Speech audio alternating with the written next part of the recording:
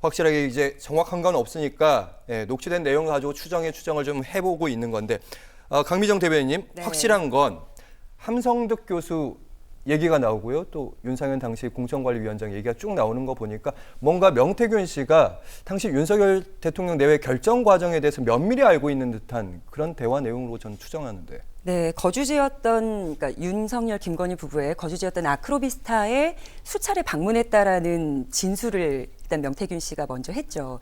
그리고 누구와 함께 갔다는지도 굉장히 구체적으로 언급을 합니다. 그런데 지금 다들 명태균 씨의 타깃이 되기 싫어하는 분들만 찝어서 하나둘 확장하고 있는 분위기인 것 같거든요. 예. 첫 번째는 아마 김진태 지사와 박완수 지사 관련해서 당선되게끔 내가 힘을 썼어라고 이제 언급을 했고, 예. 김영선 전 의원의 공천에도 내가 크게 힘을 썼다, 선물로 받은 공천이야라는 얘기를 했고, 여기에서 해결이 되지 않으니까 아마 창원산단 관련된 아이템도 하나 툭 던졌던 것 같아요. 예. 명태균 씨 입장에서 보면. 예. 그런데 이제 점점점 명태균 씨의 타깃이 확장돼가고 있는 중이죠. 함성득 교수는 미륵보살이라고 한 적 없다라고만 언급을 하셨던데. 맞아요. 어제 공개된 녹취에는 함성득 교수가 네. 자기를 미륵보살이라고 한다. 네. 그런 적이 없다. 없다. 네. 이 부분만 언급을 하신 걸 보면 윤석열 대통령과 만나게끔 내가 중간에서 연결했다라는 그 가장 중요한 포인트에 대한 언급은 없었고요. 예. 그리고 윤상현 의원 같은 경우는 그때 공관위원장이었지 않습니까? 그러니까 명태균 씨 말이 진실이라면 그걸 다 진짜라고 우리가 가정하고 보면 내가 함성득 교수를 통해서 윤상현 의원을 공천관리위원장으로 만들었는데 중간에 좀 말을 안 들었던 모양이죠. 아. 그래서 마음이 좀 상했던 것 같고 두 사람 사이에 좀 트러블이 있었던 것 같습니다. 예. 근데 지금 윤상현 의원은 윤 대통령 탄핵 빌드업 과정으로 본다라고 얘기를 했는데 예, 맞아요. 탄핵이라는 단어를 자꾸 언급을 하시면 안 될 것 같아요. 알겠습니다. 탄핵 빌드업 과정이라기보다는 예. 명태균 씨의 공천 개입 빌드업 과정에 본인이 포함되어 있어를 주장하고 있는 여러 녹취들이 나온 건데 그 부분에 대한 언급이 먼저 선행됐어야 되지 않나 라는 생각을 해봅니다. 알겠습니다. 네. 이름이 거론된 인사들 함성득 교수도 그렇고 윤상현 의원도 그렇고 지금 뚜렷한 해명, 불리한 부분에 대한 뚜렷한 해명이 없다 이런 말씀을 들었습니다. 그리고 명태균 씨 이제 추가 녹취 공개되면서 무엇이 진실인가 그리고 본인에게 무엇이 이득이 되는가 그게 혼란스러워지는 말들을 쏟아내고 있습니다. 보시죠. 지금 이제 검찰 수사 앞두고 지인에게 이렇게 얘기했다고 합니다. 어제 있었던 MBN의 기자의 취재 내용인데 그동안 대통령실에 신호 보내왔는데 일절 연락이 없었다. 자료를 공개할지 말지는 대통령실의 의중에 달렸다. 기자회견을 하고 터뜨리겠다. 이렇게 지인에게 말을 했다고 합니다. 강미정 대변인님. 네. 지인을 통해서 이 말이 SNS에 사실 공개된 건 있어. 만약에 대통령실의 의중을 전달하려고 했으면 아마 대통령실이 안 받았을 것 같긴 하고 네. SNS에 공개된 건 불상 정도더라고요. 근데 진짜로 뭐 더 있는지 추가로 기자회견 할 생각이 있는지 어떻게 보시는지. 표미할 생각은 전혀 없지만 MBN의 단독 보도더라고요. 예. MBN은 보통 대통령실의 입장을 주로 더 자세하게 보도를 하고 있다고 요즘 전체적인 분위기가 그렇다고 저는 여깁니다. 대통령실 취재가 잘 된다. 잘 된다. 예. 좀 구체적으로 되는 편이다. 예. 근데 여기서 단독 보도를 이렇게 낸 것을 보면 내가 용산에 시그널을 여러 번 보냈는데 김영선 전 의원, 창원 산단, 그리고 김진태 지사, 박완수 지사, 오세훈 서울시장까지 던졌는데 내가 안전할 것 같지 않다는 느낌을 받은 거죠. 예. 이 정도 했으면 나를 좀 지금까지 함께했던 의리를 생각해서라도 막아줘야 되는데 대통령실에서는 어떤 입장도 없단 말이에요. 강미정 대변인 말씀은 이런 주장인 거예요. 그러니까 처음에 공천 개입 얘기가 나왔고 네. 김영선 의원의 그게 좀 명태균 씨의 화살을 향하니까 그 나머지 인물에 대한 얘기를 점점 하나씩 까면서 시선을 좀 돌리는 거죠. 그게 그리고 일종의 그게 대통령실에 대한 그게 신호였다 명태균 씨의. 그러니까 시그널을 보냈는데 네. 명확한 입장이 없는 거예요. 그래서 민주당도 최근에는 이런 얘기를 하더라고요. 민주당도 그 이상의 녹취는 없어. 김건희 여사의 음성이 담긴 녹취는 가지고 있지 않아. 왜냐하면 내가 주지 않았기 때문에 라는 시그널에 페이스북 글을 올렸단 말이에요. 맞습니다. 명태균 씨가 그렇게 얘기했어요. 네, 그런데 지금은 그 게이트가 명태균 씨 하나가 아닐 거라는 여러 가지 정황상의 추측을 하고 있는 것 같습니다. 민주당에서 얘기하고 있습니다. 지금 클리어는 뭐 3명, 네. 4명에게 제보를 받은 거 아니냐 그런 얘기 나오더라고요. 네. 그래서 어쨌든 대통령실은 이제 명태균 씨 입 하나 막아서 될 일은 아닌 것 같다. 하지만 나 이거 증거도 다 불태워버릴 거고 예. 나도 이제 어디로 숨어버릴 거야 라는 검찰이 인신구속을 할 때 주로 보는 두 가지, 도주의 우려, 증거인멸의 예. 우려, 이 두 가지가 다 성립하는데 구속을 안 했단 말이에요. 그러고 보면 용산도 명태균 씨 가는 보지만 직접적으로 나서서 쉴드할 생각은 없다라고 보입니다. 이번에는 국회로 저희가 시선을 옮겨보도록 하겠습니다. 요즘 금융투자소득세 금투세 논쟁을 뜨거운데요. 이제 금투세는 민주당에서도 없는 일이 됐습니다. 이 발언에 그 누구보다 발끈한 당이 있죠. 조국혁신당의 황운하 원내대표의 발언 듣고 오겠습니다. 이재명 대표님, 실망입니다. 얼마 전 여당의 한 정치인이 이재명 대표를 두고 프레지덴셜해 보이기 시작했다고 평가한 바 있습니다. 그러나 여야가 합의를 통해 도입한 금융투자소득세를 시행도 안 해보고 폐지하자는 것은 프레지덴셜한 정치인의 자세가 아닙니다. 민주당이 만들고자 하는 세상이 불합리한 세제를 그대로 둔 채 자본이득에 눈 감아주는 그런 세상입니까?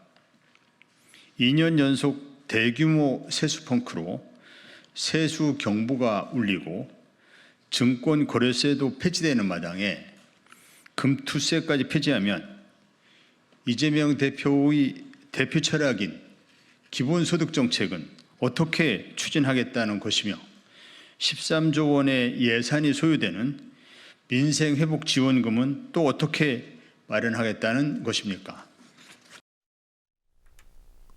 네, 비판 발언 나왔습니다. 결론은 이런 거죠. 일부 여론이 나쁘다고 해서 옳은 정책을 이렇게 손바닥 뒤집듯이 뒤집는 것이 맞는가? 네. 그 얘기인 거죠. 일단 실망입니다라는 걸 제 나름 다시 해석을 해보면 안타깝습니다라고 들려요. 그러니까 이재명 대표가 금투세 폐지에 대한 이제 브리핑을 하면서 속상하고 이 방법밖에 없는지 고민도 참 많이 했지만 금투세를 폐지하기로 결정했다라는 얘기를 했잖아요. 예.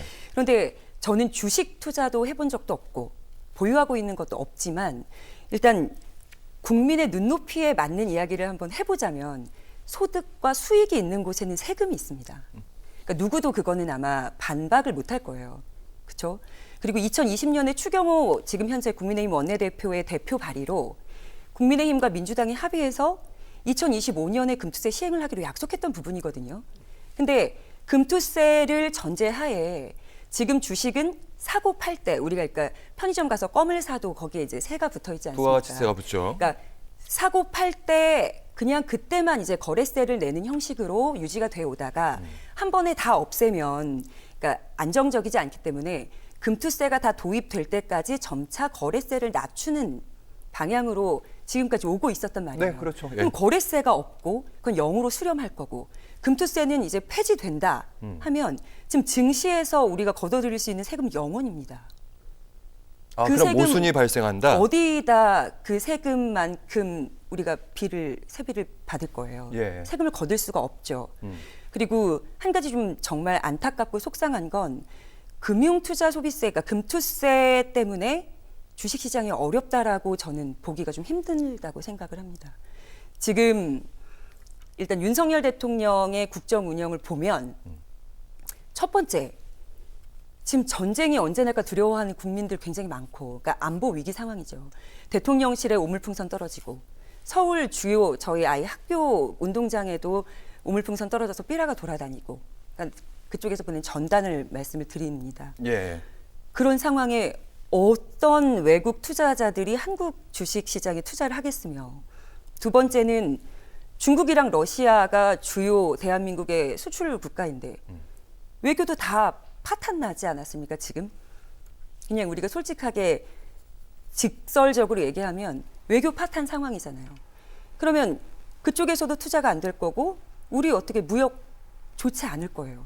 그리고 가장 민감한 문제 세 번째, 영부인이 주가 조작의 주포로 의혹을 받고 있는 이 상황에 검찰은 기소도 없이 불기소 다 끝나고 무혐의 처분해버렸잖아요.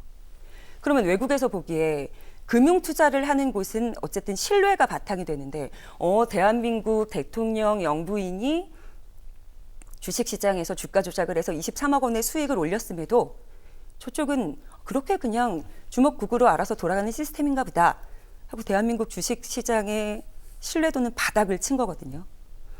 그래서 이 세 가지를 만든 게 누군가? 윤석열 대통령, 윤석열 정부잖아요. 네. 그 책임은 거기에 있는 거고, 그리고 금투세가 시행이 되었을 때 가장 두려워하는 게 주가 조작 세력이라고 전문가들은 말씀을 하시더라고요. 그러니까 5천만 원 연간 5천만 원 이상의 수익을 올리는 예. 이제 주식 거래로 인하여 그 사람들에게만 세금을 걷어들이는 방식의 이 금투세가 도입이 되면 금융투자당국에서는 5천만 원의 수익을 올린 사람들의 돈의 흐름을 모니터링을 할 거고, 그러면 김건희 여사가 수익을 당한 것처럼 23억 원의 수익을 당해서 곤란한 일은 벌어지지 않을 텐데 이 좋은 우리가 5년 계획 세워서 만들어놓은 이 금투세를 왜 폐지해야 되는가라고 예. 안타까운 마음에 드렸습니다. 말씀을. 이렇게 금투세 논쟁으로 야권 내 균열이 시작되는 거 아니냐 우려가 나오는 상황인데 균열이 시작된 곳이 또 있습니다. 장외투쟁 선언을 한 것이 이제 민주당도 그렇고 조국혁신당도 따라서 했습니다. 근데 장소가 좀 다릅니다. 조국혁신당은 이제 서초동 검찰청 앞에서, 네. 민주당은 서울역 앞에서, 그리고 민주당은 이제 탄핵이랑 약간 거리를 두는 분위기입니다. 예, 강미정 대변인님. 사실 탄핵의 열차에 같이 탑승해 주시기를 간절한 마음으로 바랍니다. 민주당 분들의 주장도 일리가 있는 것이 탄핵 소추가 되고 그리고 직무가 정지가 되고 그 기간들을 다 따지면 240일 너무 길다.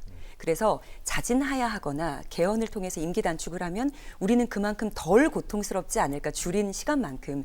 근데 한 가지 대안만, 그러니까 한 가지 방안을 가지고 윤석열 정권의 퇴진에 덤벼들기보다는 다양한 방향에서 접근을 하는 것이 맞을 테고, 그리고 일단 탄핵이라는 어떤 트라우마가 국민들한테 있는데 저희가 지금 조국혁신당 각 지역마다 시도당에서 탄핵 다방을 하고 있거든요. 그 피로감을 덜어주기 위한 거예요. 그래서 탄핵에 두려움을 갖지 않으셨으면 좋겠다. 결국에 대통령직위에서 내려오는 건 국민이 끌어내리는 거지, 당신이 하지 말라고 하네, 그냥 내가 알아서 내려가는 것조차 기회를 주고 싶지 않은 분노의 마음에서 저희는 탄핵을 주장하고 있고요. 그리고 민주당 대변인 발 브리핑을 보니까 매주 집회를 한다고 하시더라고요. 저희랑 집회의 날짜가 또 겹치는 날도 있어요. 그래서 아마 반가운 소식이 조만간 들리지 않을까라는 생각합니다.